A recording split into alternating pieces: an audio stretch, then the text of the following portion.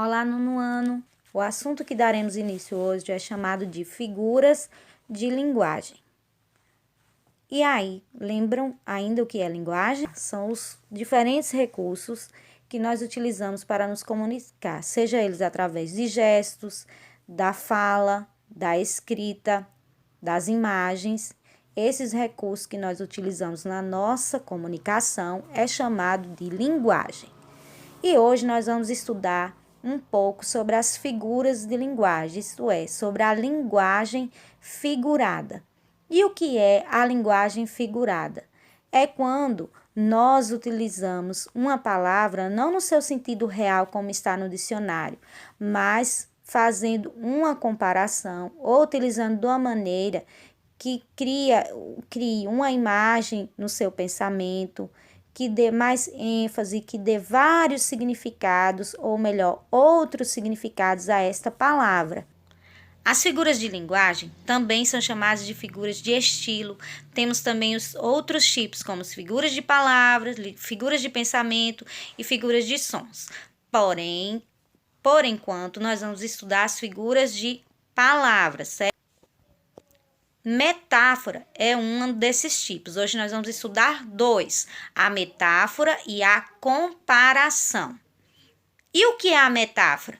A metáfora, ela representa uma comparação de palavras com significados diferentes e cujo termo comparativo fica subtendido na frase. Então, a metáfora eu uso fazendo uma comparação, porém eu não utilizo o elemento comparativo, que é como, assim, tal, que, certo? Vamos ver um exemplo para ficar claro? A vida é uma nuvem que voa. Observe que eu utilizei a palavra nuvem aí, não no sentido real. Nuvem é aquela que tem lá no céu, que, né, se forma no céu e tal, que todo mundo é acostumado a ver. Porém, nesta frase aqui, eu utilizei a palavra nuvem para fazer uma comparação com a vida. A vida é uma nuvem que voa, isto é, ela passa muito rápido e se apaga, ninguém mais vê, ok? Então, isso é uma metáfora. Eu utilizei aí a figura de linguagem metáfora, onde eu fiz uma comparação de um termo com o outro para formar uma imagem, para formar um pensamento no entendimento de quem ouve a minha mensagem, certo?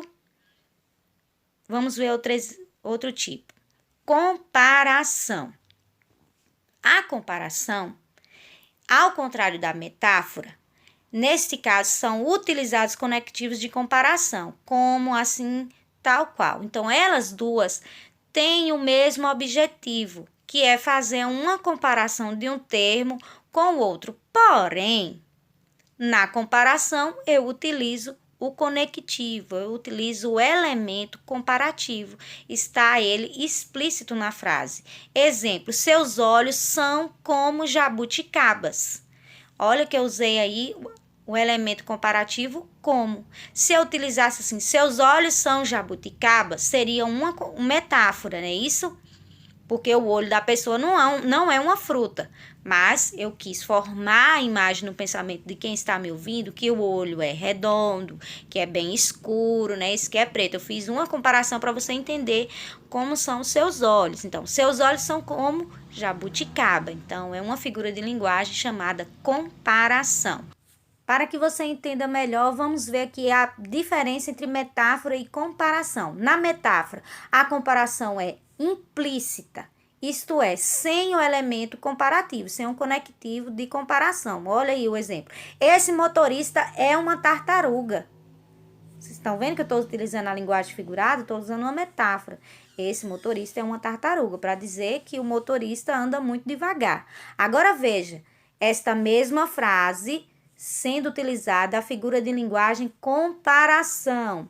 Na comparação, é feita uma comparação explícita, isto é, com o conectivo comparativo. Vejamos, esse motorista é lento como uma tartaruga. Viu como é fácil diferenciar metáfora de comparação? Metáfora não tem elemento comparativo e na comparação eu tenho elemento comparativo.